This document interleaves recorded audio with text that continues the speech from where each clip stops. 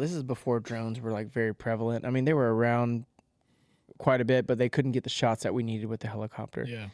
They were like, hey, we need like to make a map of this place, basically. Can you come here with a helicopter? We have a videographer, and can we get a map of this place? Like, yeah, cool. So I was coming back from somewhere, I think from the Free or some shit like that, and I landed over there. I picked up this videographer named Thomas. We filmed everything they wanted to for there. Made friends with the guy. Anyway, a few years later, we started this boat rental company together. He's a videographer, obviously. I'm with him one day. He gets a call from his buddy Lex, and he's like, hey, I've got this project. This is 5 months maybe after Tiger King came out. Like, I don't know if y'all watched Tiger King, but it was I think I've seen it. It was just it was the number one watch documentary in the world at that time. I don't know if it still is, but it was the number one watch documentary ever.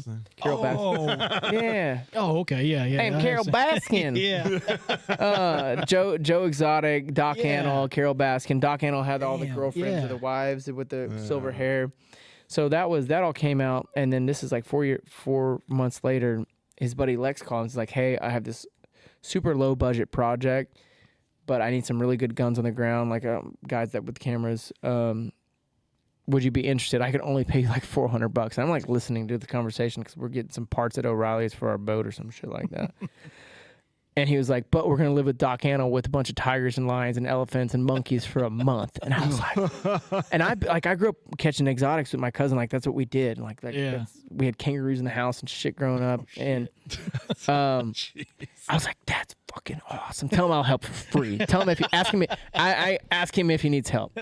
And so he's like, "Hey, my business partner Drew said he'd come help for free. Do you need any other help?" And he's like, I could use a PA, and I was like, I don't know what the fuck that is, but I'm down. Hell yeah. So a PA is literally a personal assistant, and all I do is charge batteries and run like cards and shit like that. But I ended up doing so much more because I just go above and beyond when I'm doing shit. So we ended up living with Doc Annell from Tiger King for a month with his 3 girlfriends and it was crazy. This is right after Tiger King.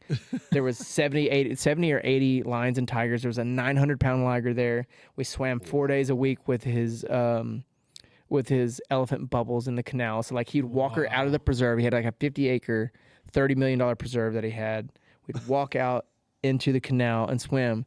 And I'll never forget, we were out there, like I was on the back of this elephant dicking around one day, and this boat comes by with a bunch of people, and somebody goes, "Is that a fucking elephant?"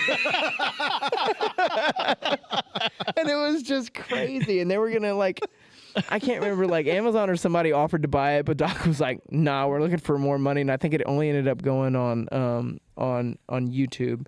But it was the coolest experience. Like it was right up there with Outlast. Like it was just. We lived in a garage. It was just 7 of us dudes.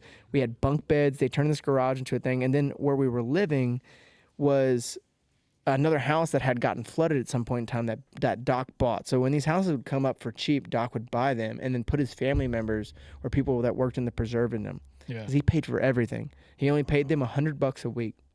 Oh, wow. To work there. And he had these 3 girlfriends that they rotated. They spent different nights with him, but they all had their own houses in the neighborhood.